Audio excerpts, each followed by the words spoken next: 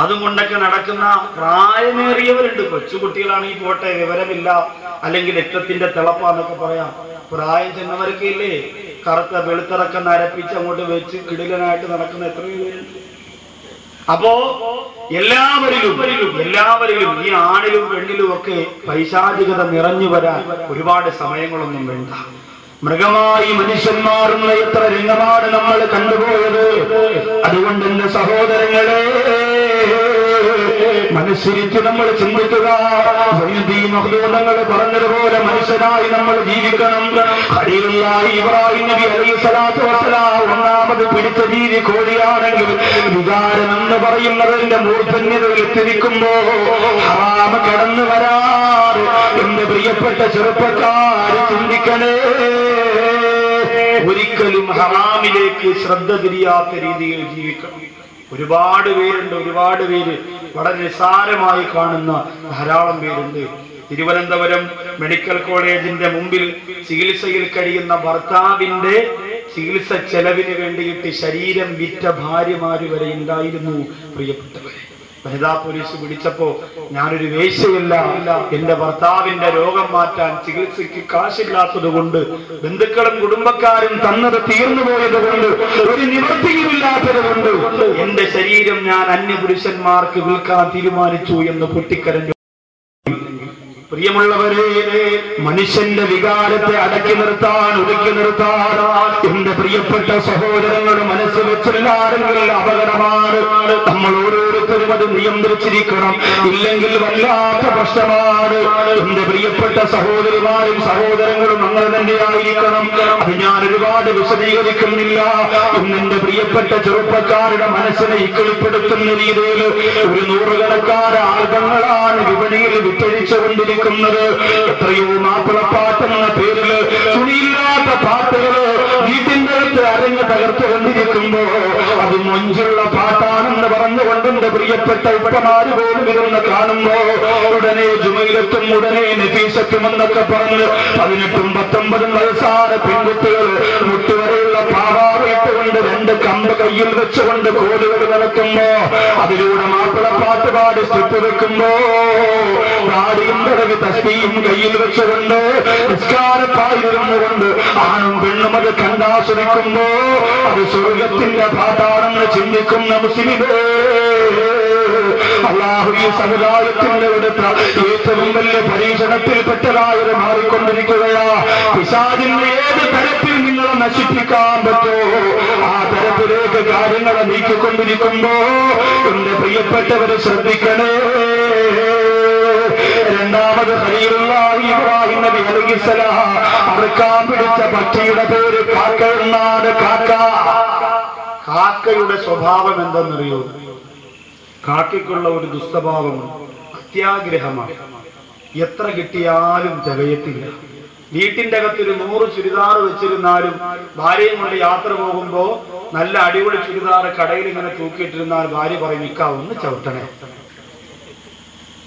ഞാൻ ആ ചുരിദാർ ഒന്ന് വാങ്ങിച്ചു. ഭർത്താവ് പറയും, ഇനി 150 എണ്ണം വീട്ടിൽ വെച്ചിരിക്കണത് ആരെ കുഴിച്ചാക്കാൻ അവിടെ ഇരിക്കല്ലേ, നിനക്കത് പോരെ? ഇല്ല, ഞാൻ തൊട്ടിട്ട് വരാം, വാങ്ങിയില്ലെങ്കിൽ കുഴപ്പമില്ല, പോയി തൊട്ടിട്ട് വരാമെന്ന് പറയാം.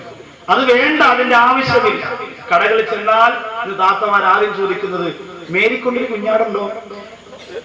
ഇപ്പൊ കടക്കാരൻ പറയില്ല, വാപ്പാക്കൊരു മുട്ടനാടുണ്ട്.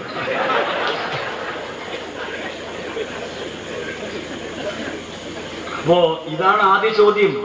ഇതൊക്കെ ധരിക്കോളൂ. ഏത് മോഡൽ മാറിയാലും ആ സെക്കൻഡിൽ പ്രാവർത്തികമാക്കാൻ നമ്മളെ പോയിട്ടുള്ളൂ ബാക്കി. അപ്പോ അത്യാഗ്രഹം അത്ര കിട്ടിയാലും ഒരു ചാക്ക് അരി എടുത്തിട്ട് 3 കാക്ക മാർക്കിങ്ങനെ ഇട്ട് കൊടുത്തിരുന്ന എവിടെ പോകണമെന്ന് അറിയാൻ പറ്റത്തില്ല. അത് മുഴുവനും തിന്നുയർന്ന അവസാനം നമ്മൾ ചോറ് കഴിക്കുമ്പോൾ മുമ്പ് വന്നിരുന്ന ഒരു ചോറിങ്ങനെ പൊക്കിയിട്ടത് ആ ചാടി പിടിക്കാൻ വേണ്ടി ആർത്തി കാണിക്കുക. ഇത് അത്യാഗ്രഹമാണ്. എത്ര കിട്ടിയാലും മതി വരൂല. അത് വല്ലാത്ത അത്യാർത്ഥിയാണ്, അത്യാഗ്രഹമാണ്. അവന്റെ സഹോദരങ്ങൾക്ക് സഹോദരിമാർക്ക് അപകടമാണ്, ആപത്താണ്, ദുഃഖമാണ്, ദുരന്തമാണ്. കണ്ടില്ലേ, ഇന്നത്തെ പത്രത്തിൽ കണ്ടില്ലേ, ചുണക്കുട്ടനാട് സലീം എന്ന് പറയുന്ന ചെറുപ്പക്കാരന്റെ കഴുത്തറുത്ത്, കയ്യറുത്ത്, കാലറുത്ത്, ലിംഗമറുത്ത് 9 കവറിന്റെ അകത്താകയിട്ട് വീടിന്റെ പിന്നാമ്പുറത്തുള്ള വേസ്റ്റുകുടിയിലേക്ക് വലിച്ചെറിഞ്ഞ സംഭവം വായിച്ച് ഈ സമുദായം ഞെട്ടാത്തതുണ്ട്. നിങ്ങൾ ചിന്തിച്ചു നോക്കിയേ, പണത്തിനോട് ആദ്യമൊത്തുകൊണ്ട് പലിശയ്ക്ക് കൊടുക്കുന്ന ഭ്രാന്തന്മാര് ഈ ലോകത്ത് ഭ്രാന്തന്മാരായി അകപ്പതിച്ചുകൊണ്ടിരിക്കുമ്പോ അല്ലാഹുവിന്റെ റസൂൽ പലിശ ഹറാമാണെന്ന് പറഞ്ഞെങ്കിൽ എന്തൊക്കെ നീ ദുനിയാവിൽ നേടിയാലും മോനെ നിന്റെ അന്ത്യം ഇങ്ങനെ തന്നെയാ. കഷ്ടപ്പെട്ട് പണമുണ്ടാക്കിയ സലീമെന്ന സഹോദരൻ ആ കാശ് പലിശയ്ക്ക് കൊടുക്കാൻ തുടങ്ങി. തന്റെ കൂട്ടുകാരൊക്കെ ശരിക്ക് കാശാ സലീമിൽ നിന്ന് വാങ്ങാൻ തുടങ്ങി. അവസാനം സഹോദരങ്ങളെ ലക്ഷക്കണക്കിന് രൂപയുടെ ഇടപാട് വന്നപ്പോ ആ പൈസ ഞാനെങ്ങനെ തിരിച്ചു കൊടുക്കുമെന്ന് ചിന്തിച്ച് വേവലാതിപ്പെട്ടിട്ട് ആ പ്രിയപ്പെട്ട കൂട്ടുകാരന് ആരുമില്ലാത്ത സ്വന്തം വീട്ടിലേക്ക് വിളിച്ചു കൊണ്ടുപോയി. ആ വീടിന്റെ ഹാളിൽ പോയിട്ട് മദ്യം ഒഴിച്ചു കൊടുത്തു. ആ മദ്യത്തിലേക്ക് മയക്കുമരുന്ന് കലക്കി കൊടുത്തു. എന്നിട്ടൊരു കൂട്ടുകാരൻ കുടിച്ച് മയങ്ങി വീണപ്പോ ഒരു കോടി അറുക്കുന്ന ലാഘവത്തോട് കൂട്ടുകാരനെ പണത്തിനോടുള്ള ആർത്തി കൊണ്ട് പണം കൊടുക്കണമല്ലോ എന്ന ചിന്ത കൊണ്ട് അവന്റെ കഴുത്തെടുത്തെടുത്തു, അവന്റെ കൈകാലെടുത്തെടുത്തു, 9 കവറിനകത്താക്കിയിട്ട് എന്റെ പ്രിയമുള്ളവരെ മനുഷ്യനത് ചെയ്യാൻ കഴിയുന്നല്ലോ. അതുകൊണ്ടാണ് വിവേകാനന്ദ സ്വാമി പറഞ്ഞത്, ലോകത്തിന്റെ കായിക താരങ്ങളുടെ ഏറ്റവും വലിയ സന്തോഷമായി പരിണമിക്കുമ്പോ സച്ചിൻ ടെണ്ടുൽക്കർ ലോകത്തിന്റെ കയ്യടി വാങ്ങുമ്പോ മനുഷ്യരെന്ന പദവിയിൽ നിന്നുകൊണ്ട് മനുഷ്യർ ഒരുപാട് അത്യാർത്ഥിയും അഹങ്കാരവും നടിക്കുമ്പോ ആകാശ ലോകത്തേക്ക് കടന്നുപോലെ സുനിതാ വില്യംസ് ആകാശങ്ങൾക്കപ്പുറത്തേക്ക് പറന്നു പോകാനുള്ള ഇന്ത്യ രാജ്യത്തിന്റെ തൊഴിക്കുറപ്പ് ജീവിച്ചുകൊണ്ടിരിക്കുന്ന ശാസ്ത്രലോകത്തിന് കഴിയുമെന്ന് പറഞ്ഞപ്പോ വിവേകാനന്ദ സ്വാമി പറഞ്ഞിട്ടുണ്ടെന്ന് എന്റെ സഹോദരങ്ങൾക്കറിയോ? മനുഷ്യ നിനക്ക് ആകാശത്ത് പറവകളെ പോലെ പറക്കാൻ കഴിയുന്നുണ്ട്, ഭൂമിയിൽ ഒരു മനുഷ്യനെ പോലെ ജീവിക്കാൻ നിനക്ക് കഴിയുന്നില്ല. ശരിയല്ലേ? ആകാശത്ത് പറവകളെ പോലെ പറക്കാൻ കഴിയുന്ന മനുഷ്യന് ഭൂമിയിൽ ഒരു മനുഷ്യനെ പോലെ ജീവിക്കാൻ കഴിയുന്നില്ല. എത്ര അർത്ഥവത്തായ വാക്ക്. ഒരു ജീവിയും സ്വന്തം കൂടപ്പിറപ്പുകളെ തിന്നാറില്ല. നായയുടെ കുഞ്ഞിനെ തിന്നാറില്ല. പൂച്ചയുടെ കുഞ്ഞിനെ തിന്നാറില്ല. മനുഷ്യ കുഞ്ഞിനെ തിന്നുന്ന ലോകമാണ്.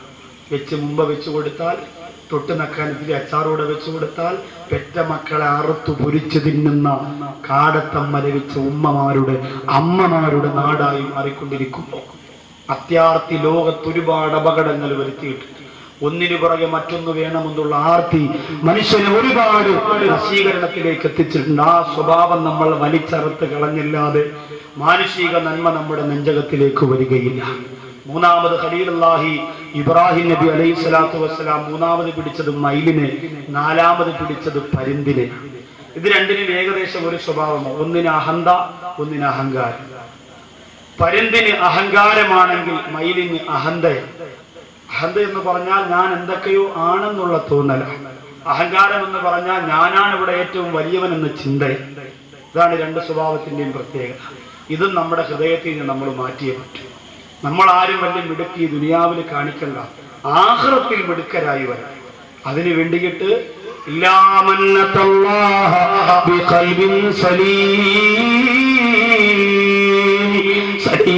ഹൃദയത്തിനല്ലാതെ അള്ളാഹു ഇഷ്ടപ്പെട്ട പളുങ്ക് പോലെയുള്ള ഹൃദയത്തിനല്ലാതെ അള്ളാഹുവിന്റെ പരലോകത്ത് രക്ഷയില്ല എന്ന് ഖുർആൻ പറയുമ്പോ എന്റെ പ്രിയമുള്ളവരെ, അല്ലാഹുമ്മ അഹീനി ഇൻസാനാ വമിത്നി ഇൻസാനാ, എന്നെ ഒരു മനുഷ്യനായിട്ട് ജീവിപ്പിക്കണേ അല്ലാഹ്, എന്നെ ഒരു മനുഷ്യനായി മരിപ്പിക്കണേയല്ല. അല്ലാഹുവിന്റെ റസൂൽ ദുആ ചെയ്തിട്ടുണ്ട്, മഹാന്മാര് ദുആ ചെയ്തിട്ടുണ്ട്, ആരിഫീങ്ങൾ ദുആ ചെയ്തിട്ടുണ്ട്. ജയ്ദി മഖ്ദൂമങ്ങളെ പോലെ ദീനിന്റെ കരുത്തരാറ് നേതൃത്വങ്ങൾ നിറകുടങ്ങള് ഈ സമുദായത്തിന്റെ നടുമധ്യത്തിൽ നിന്നുകൊണ്ടെങ്ങനെ ദുആ ചെയ്തിട്ടുണ്ട്. അതുകൊണ്ട് നമുക്കും മനുഷ്യനാകാൻ സാധിക്കണം. അയൽവാസിയുടെ നമ്പരമറിയുന്ന മനുഷ്യനാകാ, അനാഥ മക്കളുടെ കണ്ണീരൊപ്പുന്ന മനുഷ്യരാകാ, പാവപ്പെട്ടവരുടെ പട്ടിണി എറിയുന്ന മനുഷ്യരാകാ, കൂടപ്പുറപ്പിന്റെ വേദന എറിയുന്ന മനുഷ്യരാകാ, രോഗിയുടെ വിഷമം അറിയുന്ന മനുഷ്യരാകാ, അയൽവാസി അനുഭവിക്കുന്ന വിഷമത്തെ മാറ്റിക്കൊടുക്ക, അവന്റെ കൂടെ തോളോട് തോൾ ചേർന്ന് നിന്നുകൊണ്ട് പരിശ്രമിക്കുന്ന മനുഷ്യരാകാ. എന്റെ പ്രിയപ്പെട്ടവർക്ക് മനസ്സുണ്ടാകണം. അല്ലാഹു തൗഫീഖ് തരട്ടെ. അതുകൊണ്ടാണ് ന്മാര് ഒന്ന് രണ്ട് വരി ഇങ്ങനെ ഇടയ്ക്കിടയ്ക്ക് പാടാറുണ്ട്. അടുത്ത വീട്ടിൽ തീ പിടിച്ചാൽ അണയിപ്പവൻ മനിതനോ, അന്ത നേരം ഓടി വന്ന് അണയിപ്പവൻ മനിതനോ, അവനോ മനിതൻ ഇവനോ മനിതൻ എന്ന് പറഞ്ഞാൽ അണയ്ക്കാൻ വരുന്നവനാണോ മനുഷ്യൻ, അതല്ല ആ സമയത്ത് വീടിയും കൊണ്ട് കത്തിക്കാൻ ചെല്ലുന്നവനാണോ മനുഷ്യൻ. നരകത്തിന്റെ കാര്യം പറഞ്ഞപ്പോ ഒരു മനുഷ്യൻ പള്ളിയുടെ നടയിലിരുന്ന് വീടി വലിക്കുമായിരുന്നു അത്രേ. റമദാൻ മാസത്തിൽ ഉച്ച സമയത്ത് വലിച്ചപ്പോ ഉസ്താദ് പറഞ്ഞു, നിങ്ങളുടെ കാര്യത്തിൽ തീരുമാനമായി, നരകം ഉറപ്പാ. അപ്പൊ അയാള് പറയാം, ഒരു കണക്കിന് അതാ ഉസ്താദെ റാഹത്ത്. അതെന്താ അങ്ങനെ പറഞ്ഞ്? ഒരു ദിവസം വീടി വലിക്കണമെങ്കിൽ 50 രൂപയുടെ തീപ്പെട്ടി വേണം, നരകമാകുമ്പോ തീപ്പെട്ടി വേണ്ട, വീടി കാണിച്ചു കൊടുത്താൽ മതി, കത്തിക്കോളും. എത്ര ലാഘവമാണ്. അപ്പൊ പൊര കത്തുമ്പോ കത്തിക്കാൻ വേണ്ടി വീടി കൊണ്ട് ചെല്ലുന്നവനാണോ മനുഷ്യൻ, അതല്ല അതിനെ അണയ്ക്കാൻ വേണ്ടി ഓടി വരുന്നവനാണോ മനുഷ്യൻ? അത് തമിഴ്നാടിന്റെ പാട്ടാണെങ്കിൽ മനുഷ്യൻ മണ്ണിൽ പല കോടി, അവന്റെ മനസ്സിൽ ശൈത്താന്റെ മുഖം മൂടി. ഇത് കേരളത്തിന്റെ പാട്ട് എന്ന് പറഞ്ഞാൽ മണ്ണിൽ മനുഷ്യൻ പല കോടിയാണെങ്കിലും അവന്റെ മനസ്സിൽ ശൈത്താന്റെ മുഖം മൂടിയാണ്. പണ്ട് ചങ്ങാതി നന്നായാൽ കണ്ണാടി വേണ്ടാന്ന് പറയും. ഇന്ന് ഒരുപാട് ചിരിച്ച് തോളത്ത് കൈയിടുന്നവനാണ് അറുത്ത് കവർണത്താക്കി കുടിച്ചിടുന്നത്. വിശ്വസിക്കാൻ കഴിയാത്ത കാലം, സ്നേഹം തിരിച്ചറിയാൻ കഴിയാത്ത കാലം. അതുകൊണ്ട് മാനുഷിക ഗുണങ്ങളിലേക്ക് തിരിച്ചു വരാൻ അല്ലാഹുവിന്റെ ഖുർആൻ പറഞ്ഞു, ലഖദ് ഖലഖനൽ ഇൻസാന ഫീ അഹ്സനി തഖ്വീം. ഏറ്റവും നല്ല ഉത്കൃഷ്ടമായ പരിപൂർണമായ ഘടനയിലാണ് ഞാൻ മനുഷ്യരെ പടച്ചിരിക്കുന്നത്. أسفل سافلين ثم رددنا പിന്നനാ അവരെ മറക്കുന്നതാ അസ്ഫല സാഫിലീൻ.